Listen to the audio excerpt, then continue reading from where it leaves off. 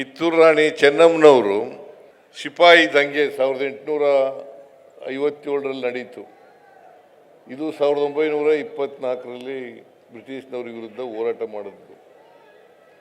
ಅಂದರೆ 33 ವರ್ಷಗಳ ಮುಂಚಿತವಾಗಿಯೇ ಬ್ರಿಟಿಷ್ನವ್ರ ವಿರುದ್ಧ ಹೋರಾಟ ಮಾಡಿದಂಥ ಕೀರ್ತಿ ಕಿತ್ತೂರು ರಾಣಿ ಚೆನ್ನಮ್ಮನವರಿಗೆ ಸಲ್ತದೆ ಅಂತಕ್ಕಂಥ ಮಾತುಗಳನ್ನು ಹೇಳಲಿಕ್ಕೆ ಬಯಸ್ತಾ ಇದ್ದೇನೆ.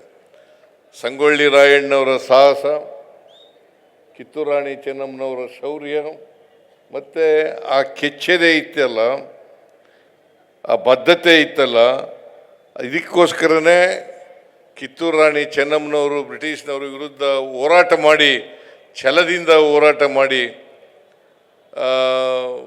ಕ್ಯಾತ್ರೆ ಅಂತ ಒಬ್ಬ ಬ್ರಿಟಿಷ್ ಅಧಿಕಾರಿಯನ್ನು ಸೋಲಿಸ್ತಾರೆ. ಆಮೇಲೆ ಎರಡನೇ ಯುದ್ಧದಲ್ಲಿ ಸೋಲು ಅನುಭವಿಸ್ಬೇಕಾದಂಥ ಪರಿಸ್ಥಿತಿ ಉಂಟಾಗುತ್ತೆ. ಇದಕ್ಕೆ ನಮ್ಮವರೇ ಕಾರಣ ಅಂತಕ್ಕಂಥ ಮಾತುಗಳನ್ನು ಈ ಸಂದರ್ಭದಲ್ಲಿ ಹೇಳಲಿಕ್ಕೆ ಬಯಸ್ತಾ ಇದ್ದೇನೆ.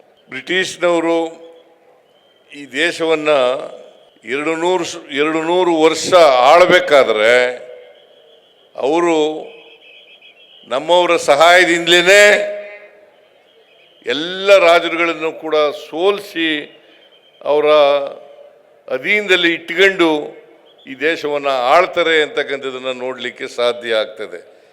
ಕಿತ್ತೂರು ರಾಣಿ ಚೆನ್ನಮ್ಮನವರ ವಿಷಯದಲ್ಲೂ ಕೂಡ ಅದೇ ಆಗಿರ್ತಕ್ಕಂಥದ್ದು. ಅಂಥ ಒಬ್ಬ ವೀರ ಮಹಿಳೆಯ ಪ್ರತಿಮೆಯನ್ನು ಇವತ್ತು ಅನಾವರಣ ಮಾಡಿರ್ತಕ್ಕಂಥದ್ದು ಬಿಜಾಪುರದಲ್ಲಿ ಭಾಳ ಸಂತೋಷದ ವಿಚಾರ ಅಂತಕ್ಕಂಥ ಮಾತುಗಳನ್ನು ಹೇಳಿ ನಾನು ಅದನ್ನು ಅತ್ಯಂತ ಸಂತೋಷದಿಂದ ಲೋಕಾರ್ಪಣೆ ಮಾಡಿದ್ದೇನೆ ಅಂತಕ್ಕಂಥ ಮಾತುಗಳನ್ನು ಹೇಳಲಿಕ್ಕೆ ಬಯಸ್ತಾ ಇದ್ದೇನೆ. ಕಿತ್ತೂರು ರಾಣಿ ಚೆನ್ನಮ್ಮನವರು ಸಿಪಾಯಿ ದಂಗೆ 1857ರಲ್ಲಿ ನಡೀತು. ಇದು 1924ರಲ್ಲಿ ಬ್ರಿಟಿಷ್ನವ್ರ ವಿರುದ್ಧ ಹೋರಾಟ ಮಾಡಿದ್ರು. ಅಂದರೆ 33 ವರ್ಷಗಳ ಮುಂಚಿತವಾಗಿಯೇ ಬ್ರಿಟಿಷ್ನವ್ರ ವಿರುದ್ಧ ಹೋರಾಟ ಮಾಡಿದಂಥ ಕೀರ್ತಿ ಕಿತ್ತೂರು ರಾಣಿ ಚೆನ್ನಮ್ಮನವರಿಗೆ ಸಲ್ತದೆ ಅಂತಕ್ಕಂಥ ಮಾತುಗಳನ್ನು ಹೇಳಲಿಕ್ಕೆ ಬಯಸ್ತಾ ಇದ್ದೇನೆ.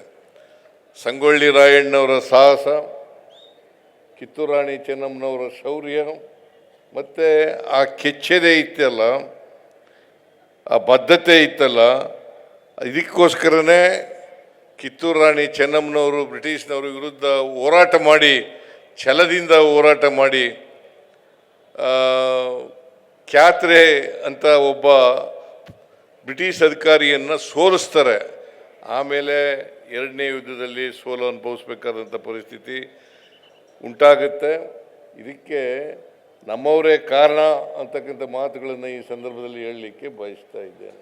ಬ್ರಿಟಿಷ್ನವರು ಈ ದೇಶವನ್ನು 200 ವರ್ಷ ಆಳಬೇಕಾದ್ರೆ ಅವರು ನಮ್ಮವರ ಸಹಾಯದಿಂದಲೇ ಎಲ್ಲ ರಾಜರುಗಳನ್ನು ಕೂಡ ಸೋಲಿಸಿ ಅವರ ಅಧೀನದಲ್ಲಿ ಇಟ್ಕೊಂಡು ಈ ದೇಶವನ್ನು ಆಳ್ತಾರೆ ಅಂತಕ್ಕಂಥದ್ದನ್ನು ನೋಡಲಿಕ್ಕೆ ಸಾಧ್ಯ ಆಗ್ತದೆ. ಕಿತ್ತೂರು ರಾಣಿ ಚೆನ್ನಮ್ಮನವರ ವಿಷಯದಲ್ಲೂ ಕೂಡ ಅದೇ ಆಗಿರ್ತಕ್ಕಂಥದ್ದು. ಅಂಥ ಒಬ್ಬ ವೀರ ಮಹಿಳೆಯ ಪ್ರತಿಮೆಯನ್ನು ಇವತ್ತು ಅನಾವರಣ ಮಾಡಿರ್ತಕ್ಕಂಥದ್ದು ಬಿಜಾಪುರದಲ್ಲಿ ಭಾಳ ಸಂತೋಷದ ವಿಚಾರ ಅಂತಕ್ಕಂಥ ಮಾತುಗಳನ್ನು ಹೇಳಿ ನಾನು ಅದನ್ನು ಅತ್ಯಂತ ಸಂತೋಷದಿಂದ ಲೋಕಾರ್ಪಣೆ ಮಾಡಿದ್ದೇನೆ ಅಂತಕ್ಕಂಥ ಮಾತುಗಳನ್ನು ಹೇಳಲಿಕ್ಕೆ ಬಯಸ್ತಾ ಇದ್ದೇನೆ.